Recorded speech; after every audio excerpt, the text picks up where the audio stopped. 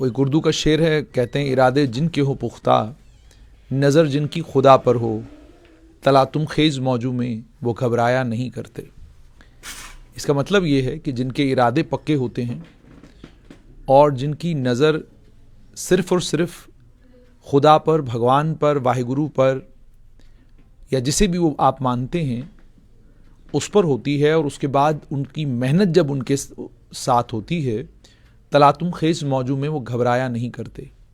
हवाएं कितनी भी तेज़ चल रही हों, तूफ़ान कितना भी ख़तरनाक हो, और आपको लग रहा हो कि इस तूफ़ान के बीच में खड़ा रहना भी मुश्किल है, आप अपने लिए रास्ता उस तूफ़ान में भी बना ही लेते हैं। विशाल कुमार मेरे साथ हैं। Jammu Kashmir combined competitive examination में इन्होंने तीसरा रैंक हासिल किया है। Jammu Kashmir combined competitive examination को आम जुबान में हम लोग JKAS कहते हैं, हालांकि JKAS इसके लिए कोई टर्म नहीं है। असली टर्म है Jammu Kashmir combined competitive examination. जब आप इसको क्वालिफाई करते हैं उसके बाद आपको सर्विस मिलती है। वो JKAS भी हो सकती है, वो JKPS भी हो सकती है, वो JKAS भी हो सकती है, अकाउंट सर्विस भी हो सकती है, और बहुत सारी सर्विसेज हो सकती हैं। मेरे साथ विशाल कुमार हैं, इन्होंने तीसरा पायदान हासिल किया है और क्वालकॉम में काम कर रहे थे, प्राइवेट सेक्टर में काम कर रहे थे, खुश थे, अच्छी खासी तनख्वाह थी, नोट अच्छे आ रहे थे। लेकिन कोविड-19 के उस भयानक दौर में, तभी मैंने कहा तला तुम खेज मौजू में वो घबराया नहीं करते। जब ये घर वापस आए तो इन्होंने तैयारी करना शुरू की, और तैयारी का नतीजा ये है कि आज विशाल कुमार एक JKAS हैं, जम्मू कश्मीर एडमिनिस्ट्रेटिव सर्विस के ऑफिसर हैं, क्योंकि इन्हें मिलना यही है। इन्हें कोई दूसरी सर्विस मिले उसकी संभावना ना के बराबर है। मेरे साथ विशाल हैं, आइए विशाल का सफ़र विशाल से ही समझते हैं। विशाल, सबसे पहले आपको बहुत बहुत मुबारकबाद। थैंक यू सर, मैं आपका बहुत वेलकम करता हूँ अपने घर पे, और I am very thankful to you कि आप आज मेरा इंटरव्यू करने यहाँ पे आए हैं। मुझे ये बताइएगा कि क्या वाकई कभी जहन में था कि आप भी सरकारी मुलाजमत करेंगे, या हमारी तरह आपको भी उड़ता पंछी बनने का ख्याल? हमें तो था कि उड़ता पंछी बनना है, बैठना किसी जगह नहीं है। नहीं सर, ऐसा नहीं था हमेशा से कि उड़ता पंछी बनना है, पर यह था कि हमेशा से स्टार्टिंग से पढ़ाई की तरफ ही ध्यान था, तो और कहीं डिस्ट्रैक्ट हुए नहीं। तो इनिशियल एजुकेशन भी अच्छी थी, फिर उसके बाद इंजीनियरिंग की NIT श्रीनगर से इन कंप्यूटर साइंस, तो वहाँ से फिर कैंपस प्लेसमेंट हो गई थी। तो ड्यूरिंग जॉब ही मैंने मास्टर्स परस्यू कर लिया, ब्रेक लेके थोड़ा सा, कि M.Tech किया मैंने बिट्स पिलानी से। तो फिर उसके बाद कॉर्पोरेट में जॉब की क्वालकॉम में।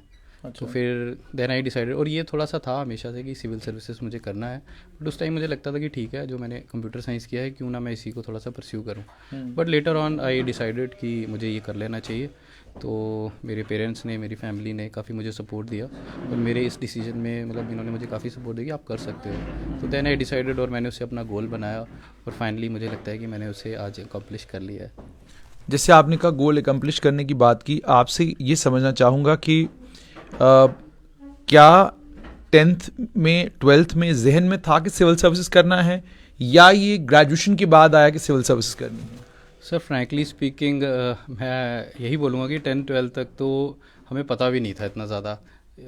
AIEEE क्या होता है उस टाइम पे ये था, हमें सिर्फ AIEEE का पता होता था, IIT का भी इतना नहीं पता था। ज़्यादा क्रेज़ यही था हमारे यहाँ कि मेडिकल में डॉक्टर बनना है। बट उस टाइम थोड़ा नया नया ट्रेंड चला AIEEE का, तो उस टाइम AIEEE हमने दिया, हो गया उसका, तो NIT भी मिल गया। फिर हमें NIT में पता चला कि NIT कॉलेज क्या होता है, उसमें पढ़ के कितने अच्छे वास्ट हमारा फ्यूचर बन सकता है, तो हम वहाँ चले गए।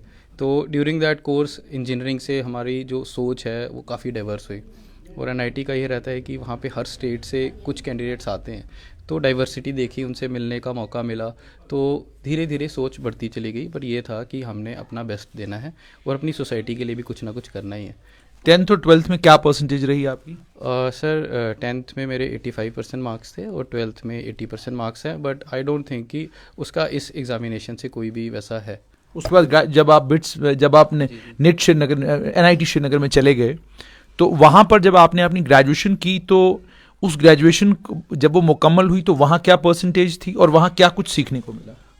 सर मेरी ग्रेजुएशन में इंजीनियरिंग में अराउंड 72% थे, और सीखने के मैंने कंप्यूटर साइंस इंजीनियरिंग में की है, तो हमारे 8 सेमेस्टर्स होते हैं, तो काफ़ी वाइड होराइजन है उसका, काफ़ी सारे सब्जेक्ट्स इसमें कंप्यूटर साइंस के जितने भी हैं। किस साल में आपने ये कंप्लीट किया था? 2011। 2011 में आपने कंप्लीट किया। 2011 में कंप्लीट करने के बाद फिर आपने सीधा क्वालकॉम ज्वाइन किया या क्या किया? हाँ सर, मेरी कैंपस प्लेसमेंट 2-3 मल्टीपल कंपनीज में हुई थी, लेकिन फाइनली उनमें से जो बेस्ट थी एरिसेंट टेक्नोलॉजीज, तो वो गुड़गांव में थी, मैंने पहले वहाँ जॉब किया, तो later on I switched to Qualcomm. जिस वक्त आपने क्वालकॉम छोड़ा और घर आए, किस पैकेज में थे आप? सर काफ़ी अच्छा पैकेज था मेरा तो काफ़ी हैंडसम सैलरी थी, तो कमी नहीं थी किसी चीज़ की, लेकिन ये था कि थोड़ा से पर्सनल कंडीशंस थे, मेरे पेरेंट्स की तबीयत ठीक नहीं थी, यंगर ब्रदर पहले जम्मू में था, तो फिर उससे भी बाहर जाना पड़ा, तो देखभाल के लिए कोई नहीं था, साथ में कंडीशंस ऐसी थी, मेरा भी पहले से था इंटरेस्ट था, तो मैंने उसे परस्यू किया। अच्छा, यानी क्वालकॉम से जब आप घर आए, यूजुअली ये होता है कि जो छोटे शहरों के बच्चे होते हैं जब वो बड़े शहर में जाते हैं तो गुम हो जाते हैं, फिर वापस नहीं आते। सर मैं शुरू से ना अपनी मिट्टी से जुड़ा हुआ इंसान हूँ, तो मुझे कभी ऐसा नहीं है, अगर मैं बाहर भी रहता था तो वहाँ का मतलब जो अच्छा कल्चर है मैंने वही अडॉप्ट किया, और मुझे लगता है कि उसका मुझे बेनिफिट भी मिला, क्योंकि मेरी जो सोच थी वो काफ़ी डाइवर्स हो गई थी, अलग अलग लोगों से मिला, वहाँ का कल्चर सीखा, जो अच्छी चीज़ें थी उनको अपनाया, बुरी चीज़ों से हमेशा उनको मतलब दूर ही रहे, अवॉइड ही किया, और हमेशा ये था कि लोगों के लिए कुछ ना कुछ हमने करना है, जो हमने इतना सीखा है उसको कहीं ना कहीं सोसाइटी को वापस देना ही है। तो मुझे लगता है कि अब जो मंजिल थी वो पूरी हो गई है, अब हम उस काम को बहुत अच्छे से कर सकते हैं। ऑप्शनल क्या थे आपकी, और ऑप्शनल कैसे चुने आपने अपने सिविल सर्विसेज के लिए? हाँ सर, मेरी ग्रेजुएशंस थी कंप्यूटर साइंस में, तो वो सब्जेक्ट इसमें नहीं है हमारा, कंप्यूटर साइंस में ऑप्शनल सब्जेक्ट हम नहीं दे सकते, तो उसके बाद मैंने पहले तो जीएस के थोड़े से सब्जेक्ट्स देखे, मेरा इंटरेस्ट इनिशियली 2-3 सब्जेक्ट्स में था, लेकिन फाइनली मैंने एंथ्रोपोलॉजी को सेलेक्ट किया, क्योंकि वो मेरे डोमेन से बिल्कुल हटके था, अभी तक मैंने जितना भी कुछ सीखा था वो टेक्निकल डोमेन में था, तो एंथ्रोपोलॉजी में थोड़ा ऐसा था कि मुझे सर्विसेज में भी काफ़ी उसका बेनिफिट मिलने वाला था, क्योंकि उसमें ट्राइब्स के वगैरह में, ह्यूमन एवोल्यूशन वगैरह में काफ़ी हमें वहाँ से नॉलेज मिलती है, तो मुझे लगता है कि और स्कोरिंग भी है नेचुरल। क्या एंथ्रोपोलॉजी को सब्जेक्ट को लेने का सिर्फ एक ही मकसद था कि आपने सर्विसेज को लेकर कुछ सीखना था, या दूसरा मकसद ये भी था कि एंथ्रोपोलॉजी जो है एक इजी भी है और साथ में उसमें क्या कहते हैं मार्क्स अच्छे खासे मिलते हैं? ईज़ी देख के तो मैंने इसको सर चूज़ नहीं किया है, मेरा सबसे पहला यही था कि कोई ऐसा सब्जेक्ट हो जिसमें मेरी क्यूरियोसिटी डेवलप हो, मेरा इंटरेस्ट बने उस चीज़ में, एंड देन कि उसको मैं कर सकूं। तो मुझे उसमें थोड़ा सा साइंस बैकग्राउंड है, थोड़ा सा आर्ट्स बैकग्राउंड है, दोनों का इट्स अ मिक्स, तो मुझे लगता था कि अगर मैंने इनिशियली उसको पढ़ा, उसका सिलेबस मुझे अच्छा लगा, तो यूपीएससी में भी उसका काफ़ी स्कोप है, हमारे टॉपर्स वगैरह मोस्टली उसी सब्जेक्ट से आ रहे थे, तो फिर मैंने काफ़ी सोच विचार करके एक डिसीजन लिया, जो मुझे लग रहा है कि आज जिसने पे बैक किया है मुझे। जैसे आप कह रहे हैं ये आपका पहला अटेम्प्ट था? जी सर, मेरा ये फर्स्ट अटैम्प्ट था जिसमें मैंने मेंस और इंटरव्यू दिया। अच्छा, तो दूसरा मुझे बताइए, पढ़ने का आपका शेड्यूल क्या था?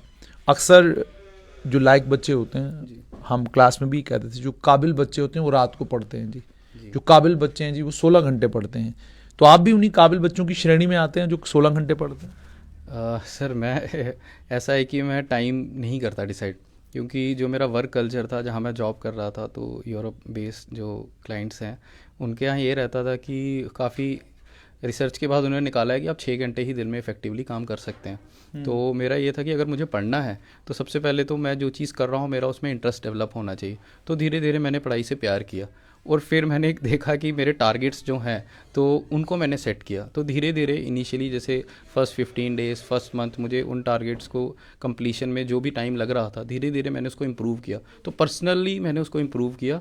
और बाकी ये है कि बिल्कुल ऐसा नहीं है कि मैं 18 घंटे पढ़ाऊँ, इतना लॉन्ग मैं नहीं पढ़ाऊँ, ये है कि 1-1.5 घंटा पढ़ने के बाद मैं बीच में ब्रेक लेता था और क्यूमुलेटिवली अपने टारगेट सेट करता था और उनको इंक्रीज़ करता जाता था। जैसे आपने कहा क्यूमुलेटिवली आप अपना टारगेट सेट करते थे, आप इंजीनियरिंग के बैकग्राउंड से हैं जी। और वो भी कंप्यूटर इंजीनियरिंग के बैकग्राउंड से हैं, उसके बाद आपको जो पढ़ाई करनी है उसमें जनरल स्टडीज़ है, उसमें हिस्ट्री है, उसमें ज्योग्राफी है, उसमें इकोनॉमिक्स है, उसमें सोशल साइंसेज हैं, सब कुछ है, आपके फील्ड से बिल्कुल अलग थलग तमाम चीज़ें हैं। तो जब आपने इन तमाम चीज़ों को पढ़ना शुरू किया, इन्हें अटेम्प्ट करना शुरू किया, कितनी दिक्कत आई और फिर आपने उस दिक्कत को दूर कैसे किया?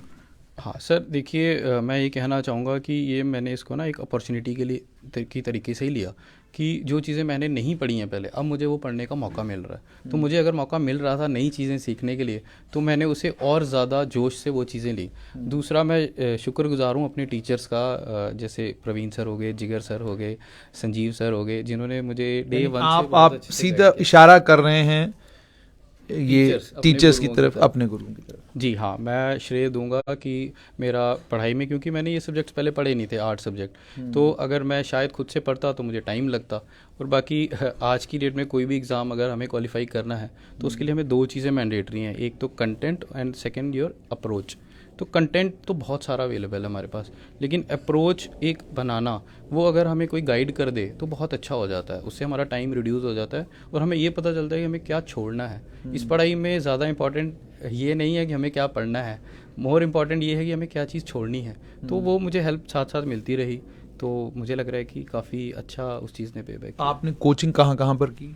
हाँ सर, मैंने वैसे प्रवीण सर के अंडर ही एसआर कॉलेज में उन्होंने मुझे गाइडेंस वगैरह दी, तो मैंने जीएस की वहाँ से की है, और एंथ्रोपोलॉजी मैंने संजीव सर के पास पढ़ा। अच्छा, यानी एसआर कॉलेज ऑफ कॉम्पिटिशन्स का भी आपकी इस कामयाबी में एक बड़ा रोल है। हाँ जी सर, मैं बोलूँगा कि बहुत बड़ा रोल है। अच्छा, जी। तो ये तो सारी चीज़ें हो गई। जब आप इम्तिहान देने के लिए जाते थे, पेपर करते थे, तो एक टेम्पो बनता है। वो टेम्पो बनने के बाद उसके टूटने का खतरा रहता है कि अगर आपका एक पेपर अच्छा हो गया, दूसरा थोड़ा सा गड़बड़ हो गया, तो तीसरे पेपर के लिए आप हिल जाते हैं। ऐसा तो नहीं हुआ आपके साथ?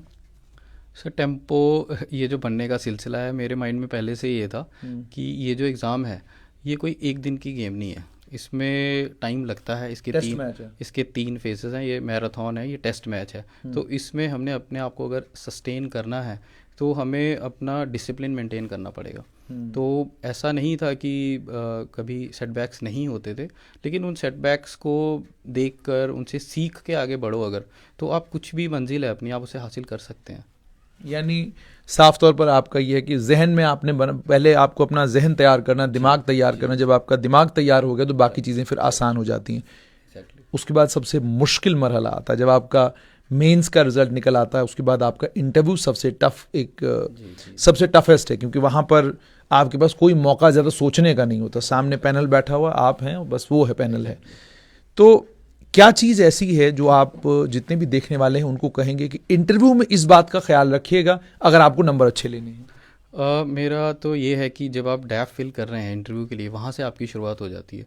तो आप डैफ में कुछ भी गलत मत लिखिए, अपने आप को पोर्ट्रे मत कीजिए। अगर आपकी कोई हॉबी है तो ही आप उसे मेंशन कीजिए। एजुकेशन बैकग्राउंड भी आप जो चीज़ें लिख रहे हैं वो एग्जैक्ट लिखिए जो आपने किया है, क्योंकि जब आप इंटरव्यू देने जाते हैं तो डैफ ही निकल के आता है। और ड्यूरिंग इंटरव्यू आपको, मेरे ख्याल से, कुछ भी आपको फेक नहीं करना है। आप जैसे हैं, आप अपनी ट्रू पर्सनैलिटी दिखाइए। अगर आपको कोई सवाल नहीं आता है तो आप उनसे बोल दीजिए कि सर मैंने ये पढ़ा तो है, लेकिन मुझे ये चीज़ अभी रिकॉल नहीं हो रही है। प्लस कॉन्फिडेंस से जाएं, अपना कॉन्फिडेंस बना के रखें। अगर आप मेंस क्वालिफाई करके आगे पहुंच रहे हैं तो आपको फैक्चुअल चीज़ों का तो आइडिया है ही है। तो वहाँ पे अगर आपकी पर्सनैलिटी अगर अच्छी है, आप मतलब कि ईमानदारी से आपने तैयारी की है, डाउन टू अर्थ हैं, तो अगर आप में वो क्वालिटीज़ हैं तो कहीं ना कहीं एक्सपर्ट्स को पता चली जाती हैं और उसके बेस पे आपको मार्क्स भी मिल जाते हैं। जब आप इंटरव्यू के लिए गए, कोई मरहला ऐसा जब आपको लगा हो कि यार ये कहाँ फंस गए, या इतना सोचने का मौका ही नहीं मिलता वहाँ? नहीं सर, एक्चुअली कॉर्पोरेट में था तो मैंने मल्टीपल इंटरव्यूज़ पहले भी फेस किए हुए थे, लिए भी हुए थे इनफैक्ट। तो ऐसा नहीं था, बस ये था कि कुछ गड़बड़ ना हो जाए, हेल्थ इश्यूज़ या कुछ ऐसा। बाकी माता रानी भगवान की तरफ से कुछ ऐसा विघ्न नहीं आया। पेरेंट्स ने, फ्रेंड्स ने, सब ने मुझे हमेशा बूस्टअप किया कि आप बहुत अच्छे हो, आपका नेचर बहुत अच्छा है, आप जैसे हो वैसे ही उनके सामने जाओगे तो वो आपसे मिल के बात करके उन्हें भी अच्छा लगेगा। तो वैसा ही हुआ। तो इंटरव्यू के लिए मॉक किया कहीं पर?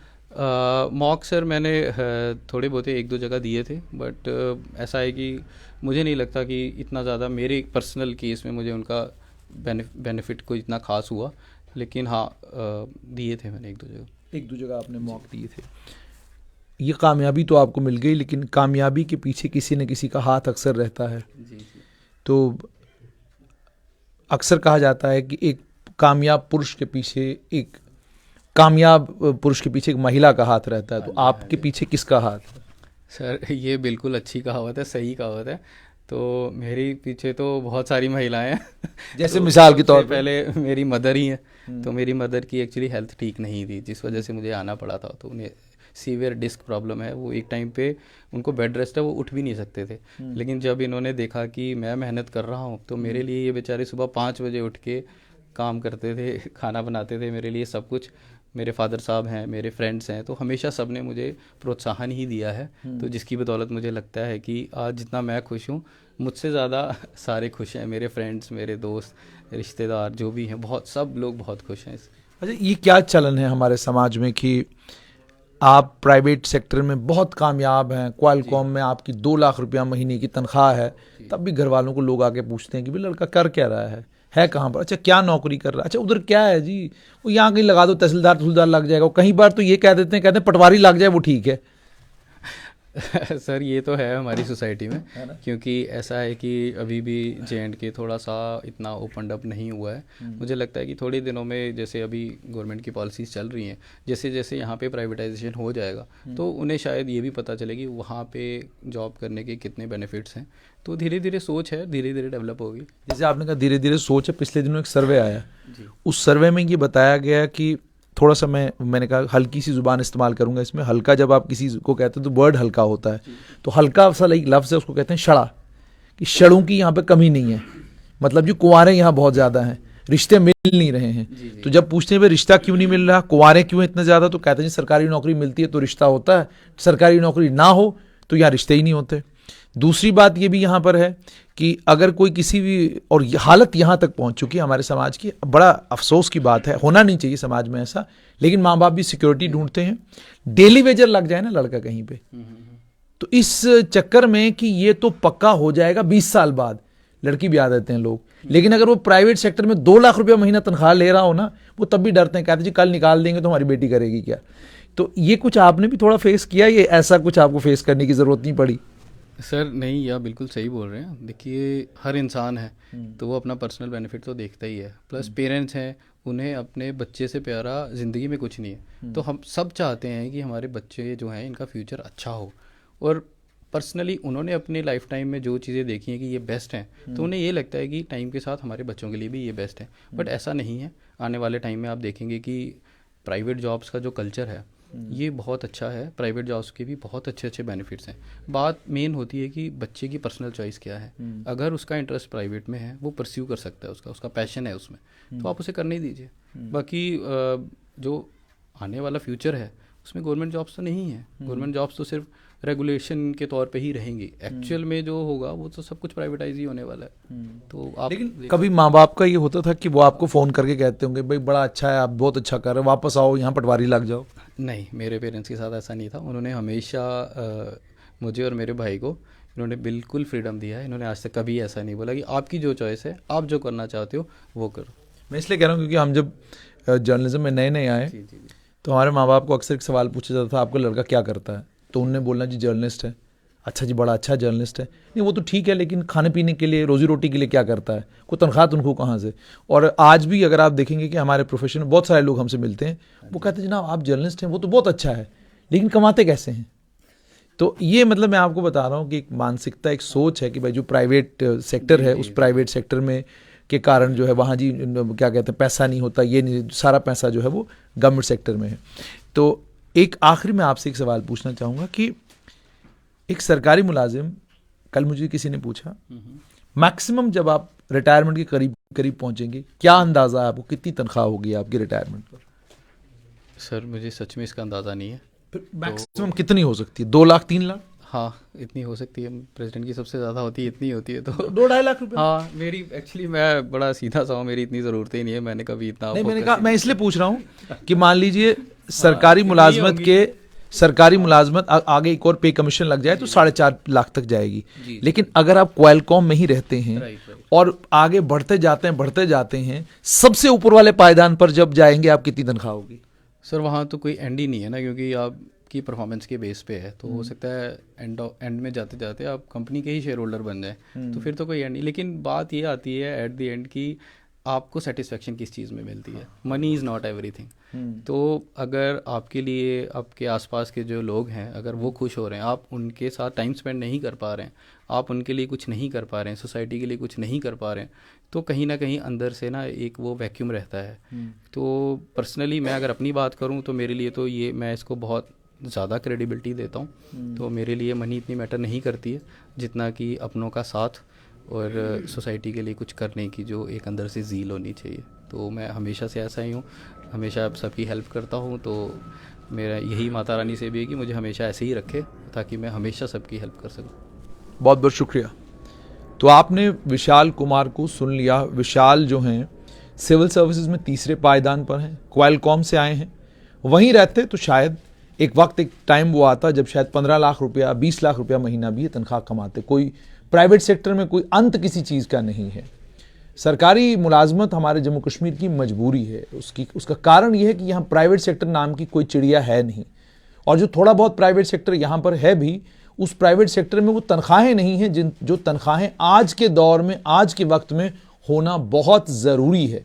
जहाँ आपको अपने बच्चे की एडमिशन एक प्राइवेट स्कूल में कराने के लिए लाख रुपया आपकी जेब में होना, अगर आप बड़े स्कूल में कराएं तो 1 लाख जेब में आपके होना चाहिए नर्सरी में, और अगर आप छोटे से स्कूल में कराना चाहते हो तो 20 से लेकर 50,000 रुपया तक तो चाहिए आपको, तब जाकर आपका बच्चा नर्सरी में जाएगा। और जैसे जैसे वो आगे बढ़ता जाएगा वैसे वैसे आपके जो कांधों पे जो बोझ है ना वो भी बढ़ता जाएगा। और यहाँ तो हालात ऐसे हैं कि अगर एक शरीफ आदमी है और ईमानदारी के साथ अपनी तनख्वाह लेता है और उस तनख्वाह पर अपना घर चलाता है, यकीन मानिएगा उम्र ख़त्म हो जाएगी, मकान नहीं बन पाएगा। और उम्र के आखिरी पड़ाव पर जब रिटायरमेंट होती है ना जी, तो रिटायरमेंट के बाद जो कम्यूटेशन पेंशन, ग्रेजुइटी, सब कुछ मिला के आपके पास जब 50-60 लाख रुपया आता है, फिर जाकर आप मकान को बड़ा करने में और उस मकान को 2 कमरे और बढ़ाने में, 3 कमरे और बढ़ाने में तब आप हिम्मत कर सकते हैं, अदरवाइज सवाल पैदा नहीं होता। तो ये प्लेशल बंगले कैसे बनते हैं वो एक अलग सिलसिला है, लेकिन मामला यही है कि आप सरकारी मुलाजमत करें, आप प्राइवेट सेक्टर में हो, दोनों जगह पर मेहनत आपको बहुत दूर लेके जाती है। विशाल को आज मेहनत बहुत दूर लेकर गई है। हमारी उम्मीद और तमन्ना इनसे ये कि ये जब सिस्टम का हिस्सा बनेंगे तो सिस्टम के अंदर वो इनकलाब लाएंगे जिस इनकलाब की सिस्टम को ज़रूरत है। और जैसा मैं कहता हूँ, हमारे देश में गुर्बत इतनी ज़्यादा है, हमारे देश में परेशानियाँ इतनी ज़्यादा हैं, हमारे देश में आज भी इतनी सारी दिक्कतें और परेशानियाँ हैं जिनका कोई हिसाब नहीं। उन दिक्कतों और परेशानियों को दूर करने के लिए जब ये सब बच्चे इस सरकारी तंत्र का हिस्सा बनते हैं, अगर ये मेहनत और लगन के साथ काम करें तो यकीन मानिए सिस्टम के अंदर इनकलाब आ सकता है। और हमारे देश में बहुत काम है करने के लिए, लेकिन शुरुआत करनी बहुत ज़रूरी है। तो विशाल, हमारी तरफ से आपको बहुत बहुत मुबारकबाद। उम्मीद और तवक्का आपसे ये कि आप बहुत अच्छा करें। तो किसी और ऐसे ही टॉपर के साथ फिर मिलाएंगे आपको।